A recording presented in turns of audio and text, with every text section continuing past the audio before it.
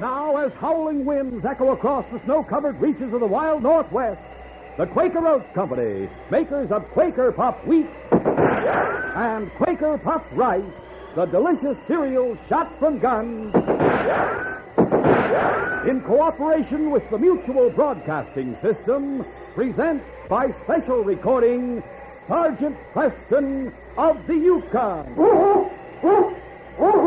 It's Yukon King, swiftest and strongest lead dog of the Northwest, breaking the trail for Sergeant Preston of the Northwest Mounted Police in his relentless pursuit of lawbreakers. And King, on you, Husky! Gold discovered in the Yukon. A stampede to the Klondike in the wild race for riches. Back to the days of the gold rush. And the adventures of Sergeant Preston and his wonder dog, Yukon King, as they meet the challenge of the Yukon.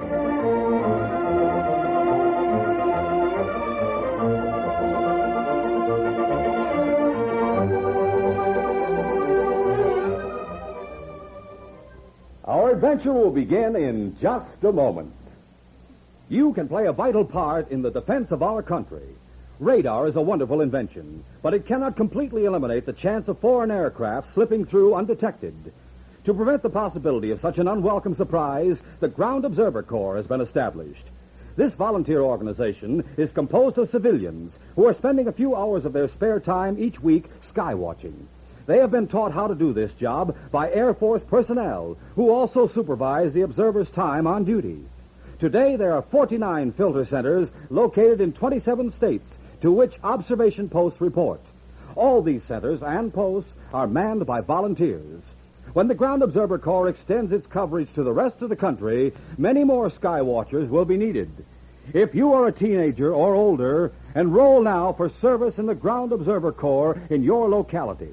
Write or phone your nearest Civil Defense Center today, or write to Ground Observer Corps, Air Force, Washington 25, D.C.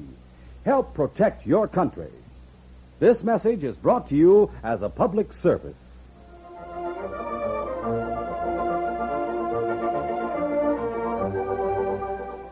It was quitting time at the Woodruff mine.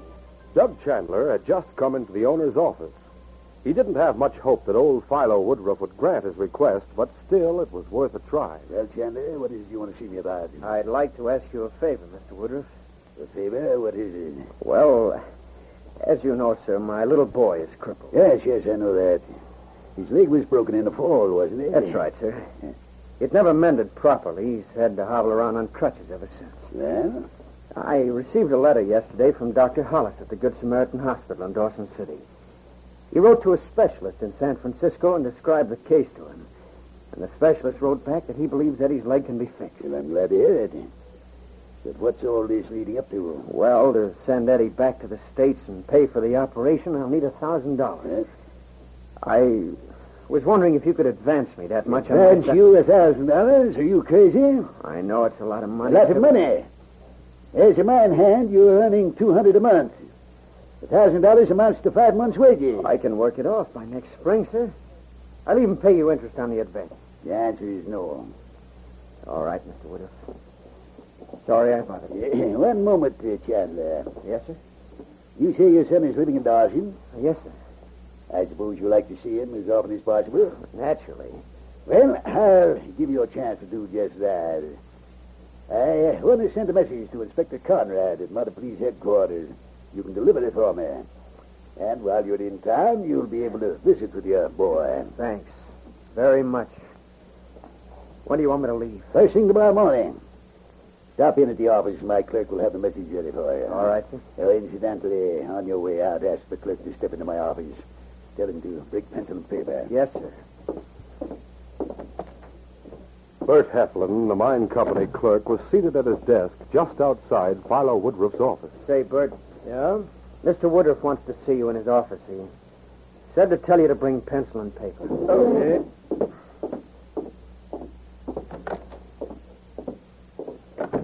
Doug Chandler said you wanted to see me, Mr. Woodruff. Yes. Pull up a chair, Heflin. I want to dictate a letter. The letter will go to Inspector Conrad at Mounted Police Headquarters in Dawson City. My dear Inspector, in accordance with your order. That evening, after leaving the mine office, Bert Heflin went to an isolated cabin, which was located some distance from the mining settlement along Gold Creek. Oh, it's you, Heflin. Hello, Rafe. Is Duke here? Sure, come on in. We're just having a game of poker. Duke Gurney, a brawny, hard-bitten individual, was seated at a table with a third man called Louis. Howdy, Heflin. Hello, Duke. Hello, Louis. Comment ça va? Well, find out when that gold shipment is leaving? Yeah, Friday morning. 50,000 in gold dust. What? that's good. How about that, boys? I told you this deal was worth waiting for. Oh, we- I also found out something else. Such as what? Old man Woodruff sending a letter to Mountie headquarters in Dawson asking for a constable to guard the shipment. What's this? With a Mountie guard and a couple of drivers, it'll be 3 against 3. You gents are apt to have a real fight on your hands when you go to hold up that shipment. Yeah, he's right, Duke. This job's not going to be such a cinch after all. Shooting down a driver is one thing, but shooting a Mountie is bad business. I don't like And neither do I. Relax. I've got an idea this may be a break in our favor. Yeah, what do you mean? What are you talking about? Heflin, you say old man Woodruff is sending a letter to Mountie headquarters? That's right. Who's taking the letter? A mine hand named Doug Chandler. Has he left yet? No, he's leaving first thing in the morning. All right. Now listen, here's my plan. We'll trail this guy Chandler and gun him down when he gets... Early the following morning, Doug Chandler set out on the journey to Dawson City. He didn't know that he was being trailed by Duke Gurney and the other 2 gunmen. Several hours later, Doug halted his team and prepared to cook his midday meal near the rim of a steep-walled canyon. The 3 crooks approached cautiously through a screen of trees and watched him as he built a campfire. Which one of us is going to plug him, Duke? I'll handle it. Good shot. Come on. A moment later, the crooks reached the campfire and examined their victim. Is he dead? If he's not, he soon will be. Well, let's see if he's got that letter on him. Here it is. Inspector Conrad, Northwest Mounted Police. What do we do with this guy? Heave him into the canyon. Come on, help me carry him. All right, heave him over. Now what? Get some grub for ourselves and then push on for Dawson. When we get there tomorrow morning, me and Louie will hole up somewhere on the outskirts. And you'll go into town and deliver the letter to Inspector Conrad. Sergeant Preston was returning to Dawson from an extended patrol. Soon after nightfall, he approached the spot where Doug Chandler had been ambushed. King was running ahead of the team as loose lead. Suddenly, his nostrils caught a faint odor of smoke. Puzzled, the great dog slackened his pace and swerved off the trail toward the rim of the canyon. King! What's wrong, King? Something down there in the canyon? Sergeant walked over to the spot where King was standing and peered down into the canyon. Far below, at the base of the cliff, he saw the smoldering embers of what seemed to have been a small campfire. In the glow given off by the embers, he could just make out the figure of a man lying in the snow. Yes, boy, there's a man down there. Certainly doesn't look as though he's sleeping. Hello, down there. The man didn't stir. We'd better go get him, King. Come on, boy. Turning his team around, the sergeant headed back toward the mouth of the canyon. It was nearly an hour later when he arrived at the spot where the man was lying. King! King, I know this man. He's Doug Chandler. Shot in the back. See if his pulse is still beating. Yes, there's a spark of life left in him, boy. Perhaps we can save him. After the sergeant had dressed the wound, Doug finally began to revive. Easy, Doug. You're in bad shape. Sergeant Preston. You feel strong enough to tell me what happened? I don't know. Stopped to eat. Someone shot me. Must have thrown me off the cliff. Apparently you landed in the snowdrift. You built the fire yourself? Yeah. I came to for a bit. Dragged myself out of the snow. Managed to break off a few pieces of brush and start a fire. And I passed out again. Where were you headed? Dawson City. Carrying anything valuable? Just a letter for Inspector Conrad. Oh? From whom? Mr. Woodruff. You still have it? I don't know, Sergeant. Look at my inside pocket. All right. It's gone. What do we do now, Sergeant? We'd better camp here for the rest of the night. Tomorrow we'll make it to Dawson and get you to a doctor. The following morning, Sergeant Preston resumed the journey to Dawson. Doug Chandler was in such pain from the jolting of the sled that Sergeant could travel only a short distance at a time and then had to stop for rest. As a result, it was 24 hours later when he finally arrived in Dawson City. Sergeant, wait a minute. King! Ho! matter, Doug? Where are you going first? Well, I'm taking you straight to the hospital. On the way there, would you mind stopping off at the boarding house where my little boy is staying? I'd like to see him as soon as possible, just in case anything goes wrong. Why, of course, Doug. We'll pick up Eddie and take him to the hospital with us. All right. After arriving at the hospital, Sergeant Preston waited for a few moments with little Eddie Chandler while the doctor examined Doug. By the way, Eddie, did Dr. Hollis ever hear from the specialist in San Francisco, the one he wrote to about your leg? Oh, yes, sir. He said the specialist thought my leg could be fixed. Oh, that's fine, Eddie. I'm glad to hear it. Maybe it won't be long before you can get rid of those crutches. Oh, I don't know. What do you mean? Oh, it'll cost an awful lot of money to send me back to the States and pay for the operation. I don't think Dad can afford it. Well, perhaps they can find some way to raise the money. Oh, maybe so. Anyway, I don't care about that, just so long as Dad doesn't die. Well, don't you worry, Eddie. He'll pull through. Oh, here comes the doctor now. He'll be able to tell us how your dad's making out.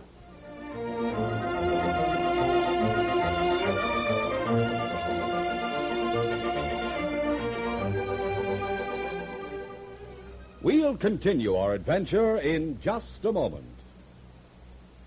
Say, why aren't you fellas and girls out at the ballpark these days, watching those home runs walloped into the grandstands, eating peanuts, popcorn, and hot dogs?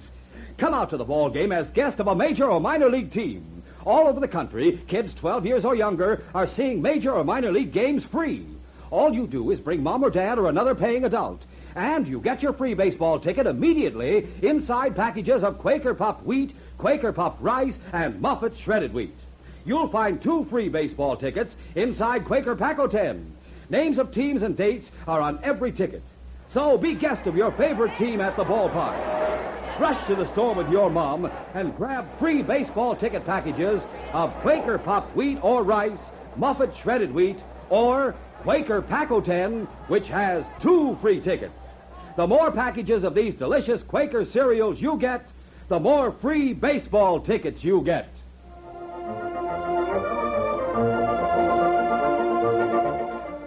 Now to continue. After being shot from ambush, Doug Chandler had been taken to the hospital in Dawson City by Sergeant Preston. The sergeant and Doug's little boy, Eddie, waited tensely for the doctor's report. How is he, Doctor? I'm afraid his condition is dangerous. Normally, the wound wouldn't be fatal, but he's lost a lot of blood, and the shock and exposure have weakened him considerably. You're going to extract the bullet? Oh, not yet. He's too weak. I want him to rest up first and gather his strength. If things look favorable, I may operate tomorrow morning. May I see him now, please? Why, surely, son. As a matter of fact, he asked me to send you in right away. Are you coming too, Sergeant? No, Eddie, you go in by yourself. He wants to talk to you. In the meantime, I have to go over to headquarters and report to Inspector Conrad. A short time later at headquarters, Sergeant Preston was giving the inspector an account of what had happened. I found a man in Steep Wall Canyon, sir. Been shot in the back. I was afraid he would die unless he had immediate attention, so I took him to the hospital. I see. He told me he was carrying a letter for you from the owner of the Woodruff mine. Woodruff mine? Wait a minute, Sergeant. What's the name of the man who was shot? Doug Chandler. You sure there's no mistake about his identity? Positive. I've known him for some time, sir. Why do you ask? Because a man who said his name was Doug Chandler came here to headquarters yesterday with a letter from Philo Woodruff. That letter was stolen from Chandler by the person who shot him. Sergeant, beginning to look as though we're up against a well-laid scheme. May I ask what the letter was about, sir? Woodruff asked me to send a constable to guard a $50,000 gold shipment that he's sending down to Skagway. $50,000 in gold. Well, whatever the scheme is, that certainly provides a motive. Just what I'm thinking. Did you assign a man to guard the shipment, sir? Yes, Constable Ross. Has he left yet? He left yesterday afternoon, he and the man who posed as Doug Chandler. Probably past their camp sometime after dark last night. How soon can you be ready to hit the trail again? I'm ready now, sir. All right, go after them, Sergeant, and travel fast. That shipment is due to leave Gold Creek tomorrow morning. Meanwhile, Constable Ross and his companion were already more than halfway to Gold Creek. As they drove their teams along the bleak, snow-covered trail, the constable didn't suspect that they were being trailed by 2 other men, Duke Gurney and a crook called Louis, who had been dogging their tracks ever since they left Dawson. Soon after nightfall, they finally topped a steep ridge and came in sight of the mining camp spread out along Gold Creek. The crook, posing as Doug Chandler, shouted to the constable. Hey, stop a minute, Constable. What's up, Chandler? Take a look down there. Down where? Down there towards the mouth of the creek. Looks like there's a cabin on fire or something. I don't see anything down there. I reckon that'll take care of you for the time being. Leaving the constable where he had fallen, the crook broke off a pine branch and went back down the slope a short way so that his action wouldn't be visible from the mining camp. Then he set fire to the pine branch, waved it over his head, and at the same time gave voice to a shrill wolf howl. A short time later, the other two crooks appeared, driving their teams up the slope. Well, howdy, Duke. Hi, Louie. Well, how about it? Where's the constable? Over there on the ground. He's out cold. Good work, Rafe. All right, boys. Tie him up and we'll take him back to our cabin. Oui. I'll change into his uniform and go report to Old Man Woodruff at the mine. Sometime later that evening, Duke Gurney appeared at the mine wearing the uniform of Constable Ross. So you're the man Inspector Conrad sent to guard the gold shipment, eh? Yes, sir. I'm Constable Ross. Well, I'm glad to know you have a chair. Well, thank you, sir. By the way, where's Chandler? He came back with you, didn't he? Oh, no, sir. He's still in Dawson, in the hospital. In the hospital? What's the matter with him? Typhoid fever. Typhoid, eh? It's a good thing I didn't give him that advance on his wages. Beg your pardon? No matter. How about that gold shipment? I suppose you know I'm sending it out tomorrow morning. Yes, sir. The inspector told me. Very well. You can put up at the bunkhouse overnight. Be ready to start at 6 in the morning. There'll be 2 drivers carrying the gold. And remember, the safety of that shipment is in your hands. Don't you worry, Mr. Woodruff. I'll see to it that gold gets to its proper destination.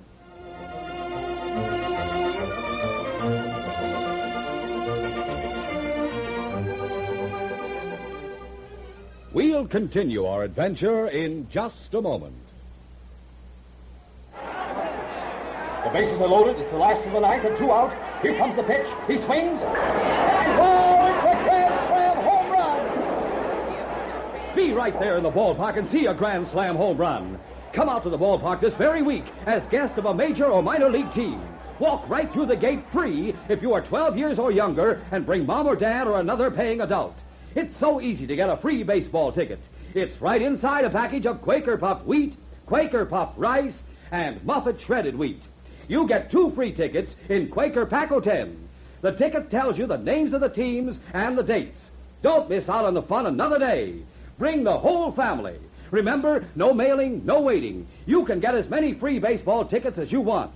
They're inside packages of Quaker Puffed wheat or puffed rice, Muffet shredded wheat, or Quaker Pack-O-10.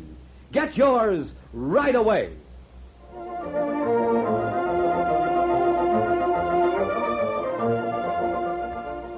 Now to continue. Meanwhile, Sergeant Preston was urging his team forward along the trail from Dawson to Gold Creek. All through the night he traveled, halting only for an hour or so at a time to rest his exhausted huskies. It was shortly after 7 o'clock the following morning that he finally pulled into Gold Creek and halted his team in front of the office of the Woodruff mine. Philo Woodruff looked up in surprise as the sergeant strode into his office. Sergeant Preston. Has your gold shipment been sent out yet? Why, yes. The drivers left about an hour ago. Why? What about the constable who was supposed to guard the shipment? He went with them, of course. Was there a man with him when he arrived here from Dawson? No, Doug Chandler was supposed to come back here with him, but the constable said he came down with typhoid fever. Had to go to the hospital. Doug Chandler's in the hospital, all right, but not with typhoid. What's that? He was shot in the back and left for dead before he reached Dawson. Great Scott. Who did it? That's what the Northwest Mounted Police would like to know. Whoever did it stole the letter you wrote to Inspector Conrad. But in that case, how did the constable happen to come here? A man posing as Chandler showed up in Dawson and delivered the letter to Inspector Conrad. The inspector sent Constable Ross back to Gold Creek with him. I don't get this at all. It doesn't make sense. What did the constable look like? He was a big fellow, dark-haired. Dark-haired? Constable Ross is blonde. Jumping Jupiter. Well, the man must have been a crook. No doubt about that, and we can both guess what he's after. My gold shipment. Holy mackerel, $50,000 worth of dust. Hey, Thunder Sergeant, you've got to go after them and Now, wait a minute. First of all, who knew you were sending that letter to the inspector? No one except Chandler and myself. And, of course, my clerk, Bert Heflin. The fellow sitting out there at the desk? That's right. Great Scott, you don't suppose he... The only possible answer. Come in here a minute, Heflin. All right. What's the matter? Is something wrong? The game's up, Heflin. Doug Chandler's been found, and we know the constable who left here with the gold shipment was an imposter. Now, you'd better talk and talk fast. What? I don't know what you're talking about. Oh, yes, you do. You're the only person who could have passed along the information that Chandler was carrying that letter to Inspector Conrad. I knew about that letter, sure. But so what? I don't even know what you're accusing me of. If either of those drivers carrying the gold shipment are killed, you'll hang for murder.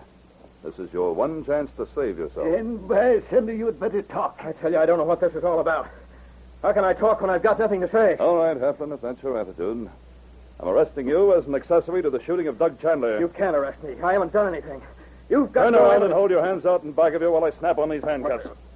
There. What are you going to do with him? Can you have one of your mine hands guard him till I get back? Of course, but what about you? I'm going after the drivers and the fake constable. You've got to stop him, Sergeant. If that shipment is stolen, I'm a ruined man. By thunder, I'll pay you a $2,000 reward if you can save my gold. $2,000, eh? I'll remember that, Philo. All right, King, let's go, boy. It was several hours later when the fake constable and the two freight drivers reached a point where the trail wound through a narrow defile in the hills. They had just emerged into the valley beyond when Duke Gurney, who was posing as the constable, shouted a command to halt. Stop your teams.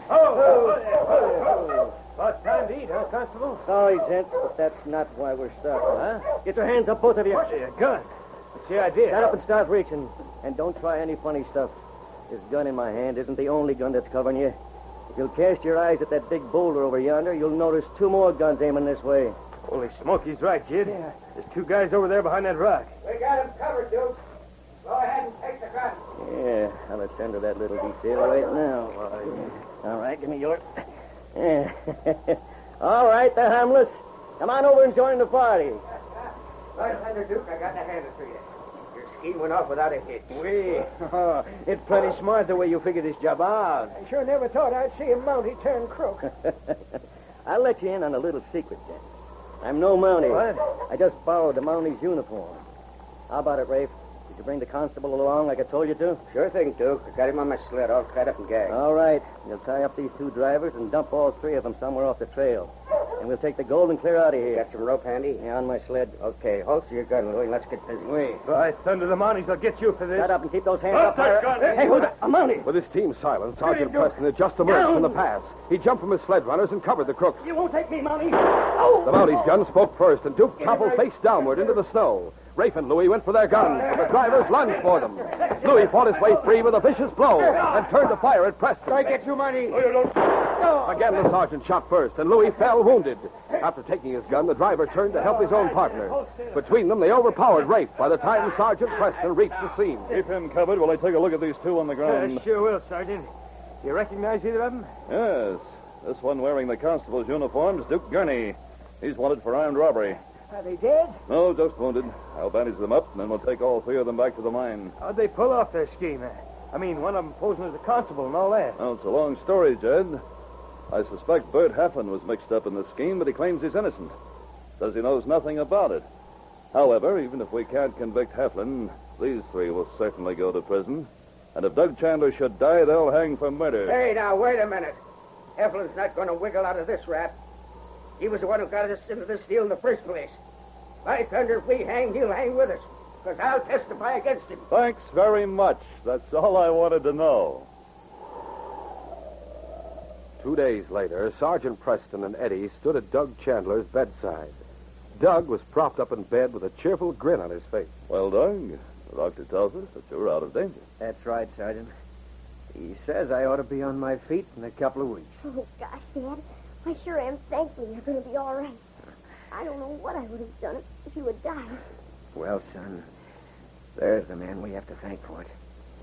If he hadn't found me down there in the canyon, well, you probably never would have seen me again. I'm mighty grateful to you, Sergeant. Well, you're... By the way, Doug, here's something for you. A roll of bills.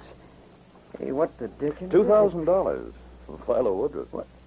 Holy smoke, how come? Well, he offered me a $2,000 reward if I could save his gold shipment. But the Northwest Mounted Police doesn't accept rewards, as you know, Doug.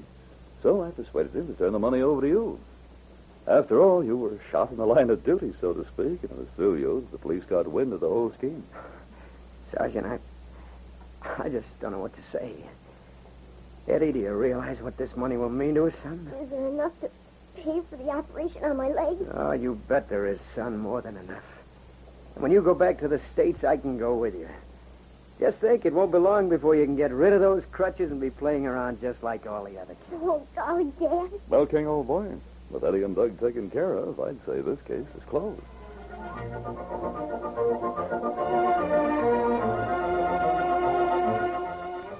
We'll return in just a moment with a word about our next exciting adventure. Here's a Mutual note for you. Mutual is a network that has programs you can enjoy throughout the week. If you like question and answer fun, then you'll find there are all sorts of quiz programs you can listen to on Mutual. You can try and outguess the contestants and see if you know the right answer before they do. Even if you don't know, it's loads of fun listening to others. And you can learn a lot at the same time, too. And some of you boys and girls probably have favorite songs and favorite singers that you like to listen to. When you tune into Mutual, you'll hear many of the stars you like best, singing and playing the kind of music you enjoy most. Don't forget, too, there are programs of outdoor adventure and others of barn dance music and jamboree. There's plenty of good listening waiting for you on your Mutual dial. Tune in every weekday afternoon for Mutual's famous programs, especially designed for adventure lovers. And remember to listen other times as well for different kinds of programs you like over most of these stations.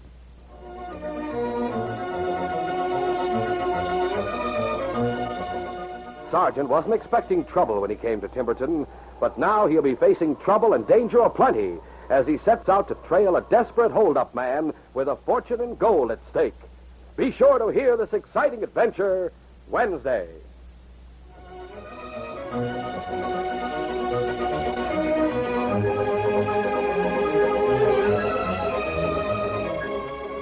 These Sergeant Preston of the Yukon Adventures are brought to you every Monday through Friday at this time by the Quaker Oats Company, makers of Quaker Puff Wheat and Quaker Puff Rice, the delicious cereals shot from guns.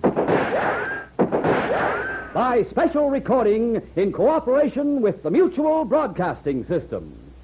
They are a copyrighted feature of Sergeant Preston of the Yukon Incorporated. Created by George W. Trendle, produced by Trendle Campbell Muir Incorporated, and directed by Fred Flowerday. The part of Sergeant Preston is played by Paul Sutton.